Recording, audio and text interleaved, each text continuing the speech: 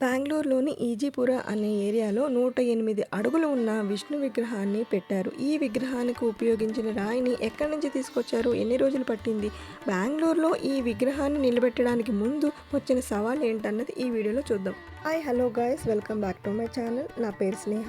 నా ఛానల్ని కొత్తగా చూస్తున్న వాళ్ళైతే సబ్స్క్రైబ్ చేసుకొని సపోర్ట్ చేయండి గాయ్స్.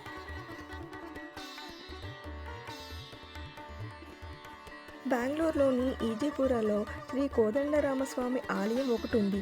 ఈ ఆలయం సుమారు 75 సంవత్సరాల క్రితం నిర్మించారు. ఈ ఆలయంలో శ్రీరాముడు, శ్రీకృష్ణుడు, శ్రీ విష్ణువు ఉన్నారు. ఈ ఆలయాన్ని డాక్టర్ బి సదానంద గారి నాన్నగారు చూసుకునేవారు. డాక్టర్ సదానంద గారికి దశావతార విష్ణు రూపాన్ని చేయాలని ఒక థాట్ అయితే వచ్చింది 2010లో. దానికి కావలసిన రాయిని వెతకడం ప్రారంభించారు. మన భారతదేశం అంతా వెతికి ఆఖరికి తమిళనాడులోని తిరువన్నమలై జిల్లాలోని కొరకట్టై అనే గ్రామంలో ఒక అడవిలో అయితే ఈ గ్రానైట్ని చూశారు. అయితే 2014లో తమిళనాడు గవర్నమెంట్ నుంచి పర్మిషన్ వచ్చింది. 2018లో కొంతవరకు అంటే ఫేస్ మాత్రం చేసి 2019లో బెంగళూరుకి అయితే తీసుకొచ్చారు. బెంగళూరుకి తీసుకువచ్చిన తర్వాతే కంప్లీట్గా ఈ విగ్రహం రూపుదిద్దుకుంది. ఈ విగ్రహాన్ని ఇక్కడికి తీసుకురావడానికి 240 చక్రాలు ఉన్న ఒక ప్రత్యేకమైన ట్రక్ని అయితే ఉపయోగించారు. సుమారు 360 కిలోమీటర్లు 6 నెలల పాటు ప్రయాణం చేసి బెంగళూరులోని ఈజీపురాకి తీసుకువచ్చారు. 420 టన్నుల బరువు ఉన్న ఈ విగ్రహాన్ని తీసుకురావడానికి మార్గమధ్యలో ఎన్నో సవాళ్లు వచ్చాయి.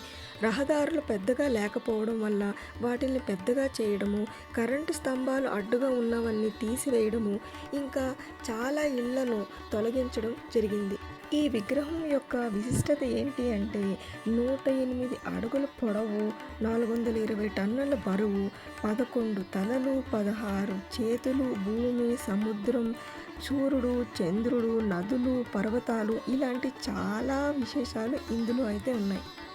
ఈ విగ్రహాన్ని సింగిల్ రాక్తో చేశారు. అంటే పైనుంచి కింద వరకు కూడా ఒకటే రాయిని ఉపయోగించారు. వినాయకుడు, బ్రహ్మ, ఆంజనేయుడు, ఋషిమునివరులు, లక్ష్మీ, సరస్వతి, నరసింహ, ఇంకా దేవతలు ఉపయోగించిన వివిధ ఆయుధాలు, నదులు, సముద్రాలు, 7 సర్పాలు, ఇలా చెప్పుకుంటూ పోతే అన్ని దేవుళ్ళు కూడా మనకి ఈ విగ్రహంలో కనపడతాయి. కంప్లీట్గా బ్రహ్మాండంలో ఉన్న ప్రతి విషయాన్ని కూడా ఈ విగ్రహంలో చూపించారు.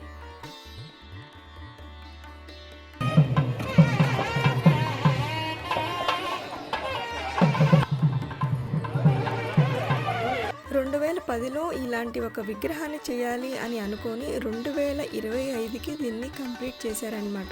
సుమారు 15 సంవత్సరాల పాటు పట్టింది.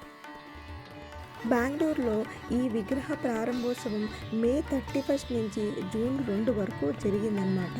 మేము ఈ విగ్రహాన్ని చూడడానికి వచ్చిన రోజు ఏకాదశి.